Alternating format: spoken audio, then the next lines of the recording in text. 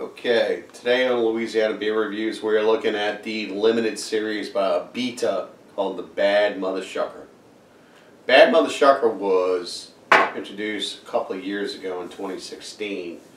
My understanding is that this beer was part of some kind of a challenge series that Abita had, and this was the winner of their challenge series. This is a stout, as it says, with infused oysters. Yeah, oyster so stout. they do whatever they need to do to turn this into a stout, and towards the end of the process they add oysters to it. This is the original Bad Mother Shucker. It was released in the March 2016. Yeah, the 22-ounce bottle. 22-ounce bomber, and it's released in March of 2016. This one, I would assume, since there's no born on date, there's a bad by date, that it was released in December. Probably. Or an expiration date. It's probably 3 weeks old. The labels look very similar, and we're about to taste the Bad Mother Shucker based on what I remember the Bad Mother Shucker tasting like. You were recovering from a pretty serious illness. You were feeling pretty bad.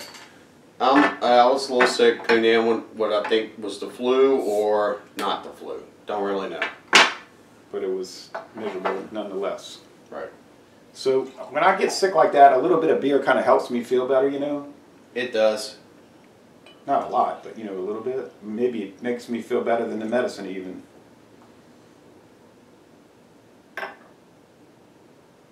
Well, the only seafood beer I've ever had was like the Budweiser Clamato Chelada, you know, made with the clam broth. It's different, you know, if you like seafood drinks. So clams and oysters are probably very similar. Yeah. Because they're mollusks. Bivalves, you know, mollusks. Yeah. It's a beige creamy head and a black appearance with brown highlights at the bottom. 8%. It looks more along the lines of a porter. Light, dark brown. I drank a coffee stout this morning. Thin. Did you have that Arabic Cadabra from Bell's? Arabic Cadabra? I did not. I had that this morning. It was really nice. Arabic Cadabra. Huh. But that's only 5.5. This is 8, so now we're getting close to the Imperial. Right. Okay. You ever been to Felix Oyster House? Yes. Yeah. That's what this makes me think of. This makes me think of Felix's. Right. Now the head is dissipating, the bubbles are falling off as they should. I don't really see a whole lot of alcohol legs going on with inside the glass. No. So I'm wondering about the 8%. But see, you might get that salt around it, like with the Budweiser. I do smell, right. It smells reminiscent of the Gulf air. It's being from the Gulf area. You smell it's different than being on the west coast or the east coast. It smells like around the oceans. It's more of a what we call the dirty coast on the Gulf Coast. Because you got a mixture of the Mississippi River water with the Gulf. Right. It makes mixture of dirty, it and brackish, and you get that brininess that's going on. And I do smell that. Like Grand Isle. Like a Grand Isle. I can see why people in Grand Isle would love this. Bridgeside Marina, Sand Dollar Marina. So it smells very unique. It smells almost like an oyster shell a little bit. But it's not a strong aroma. It's just like no, it's a tint. It's a hint. Yeah, a hint. Hint of the tint. So I'd say let's go ahead and try this. Okay, cheers. I like what you said, tint. It's almost like a tint of it, like just a shadow. Okay, taste.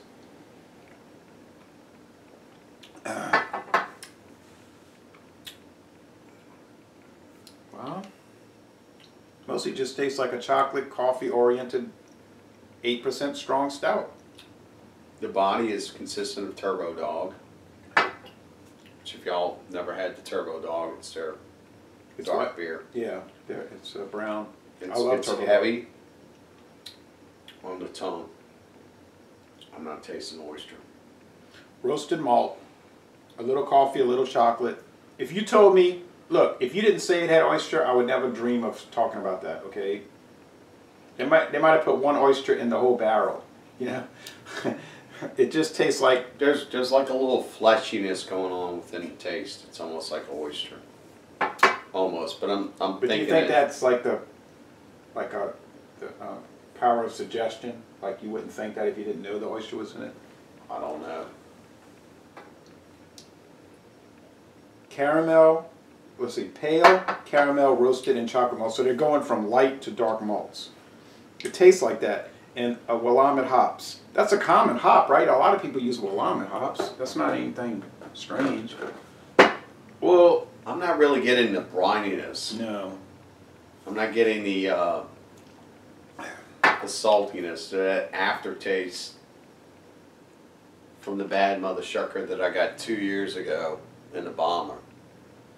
Now, since I've tasted both of these, I can critique both. This one, I don't know where the oyster is. Sorry, Abita. It's not there.